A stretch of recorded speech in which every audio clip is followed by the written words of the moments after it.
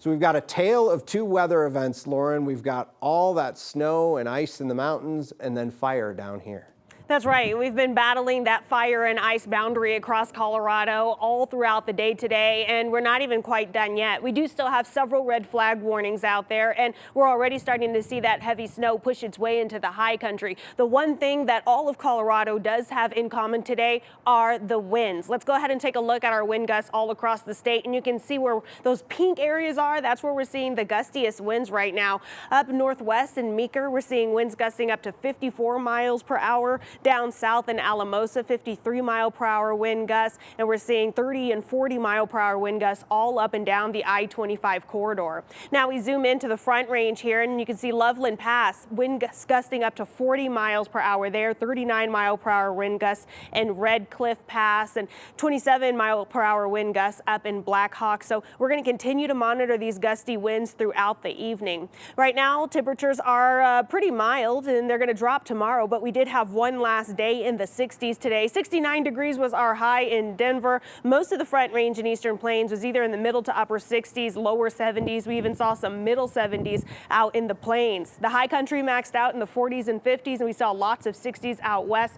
So coming up in my 7-day forecast, we're going to talk about the cloudy, windy evening we have ahead tonight. We do have some spotty rain and snow chances across the Front Range, but the heaviest, windiest snow will be up in the mountains. So I'll have all of those details for you just ahead. That's right, and Colorado is right on the brink where we just have such different microclimates. We could see so many things happening all at once. That's what makes Colorado so beautiful and so exciting, and at times so scary.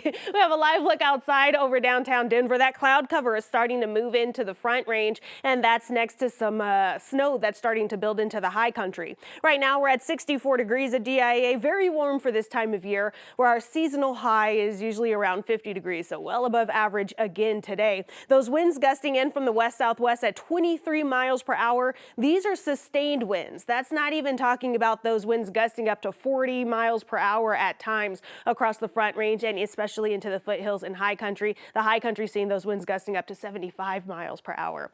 But as we take a look at our HD Doppler radar, gosh, look at this massive system off to the west. It's been doing a lot of damage in areas like Northern California, but you can see as it moves eastward, it's just expanding, and that's what we're waiting for to move its way into Colorado, though the heaviest snowfall will just remain in the high country. We take a look into Colorado. In the northwestern corner of the state's the only area that's starting to see that rain-snow mix. Of course, some rain showers in the lower elevations across the western slope, but we are seeing some light snow showers really starting to thicken up in some areas like Aspen, up through Eagle. We're seeing it in Rifle, up through Steamboat Springs. That's really just going to continue to grow as we go through the rest of the evening. We can see that here in our futurecast. By late tonight, heavy snow all across the high country, even into the western slope, where we could see, I would expect a little bit of thunder snow here across the southern portions of the western slope.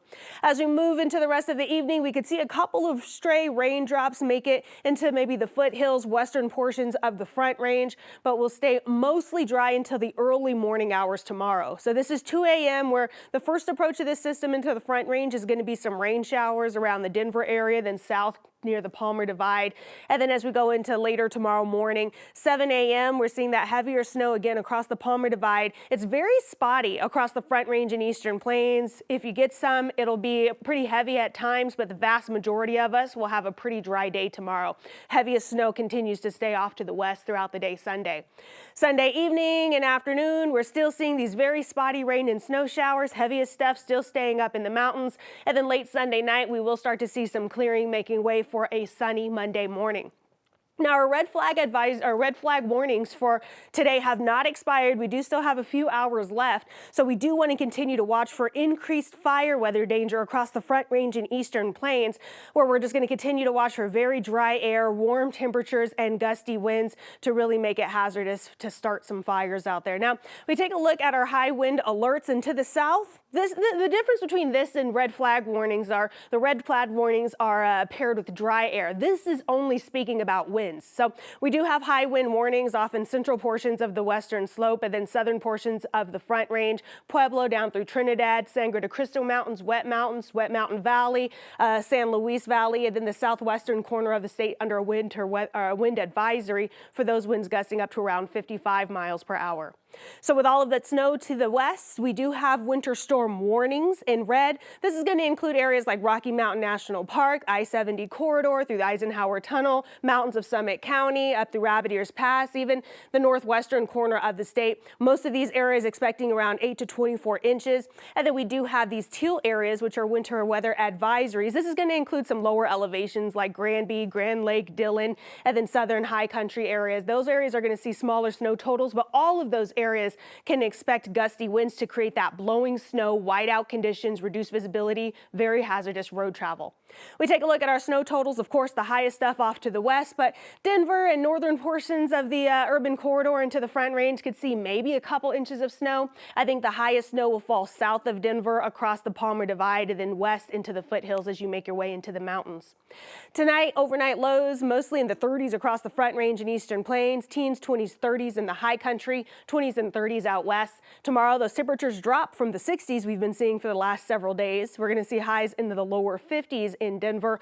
Most of the Front Range and Eastern Plains will be in the 50s. A couple of areas will be warmer off to the southeast. These areas really aren't expecting any snow, so they'll be able to warm up into the 70s. The high country will peak in the 20s and 30s, and then you're looking at 30s, 40s, 50s across the western slope. So we're going to watch for those very spotty rain and snow showers tomorrow. It's going to stay pretty breezy. Monday and Tuesday, we dry out a bit, and then we're looking for our next system to come right on the heels of this one late Wednesday all the way through Friday.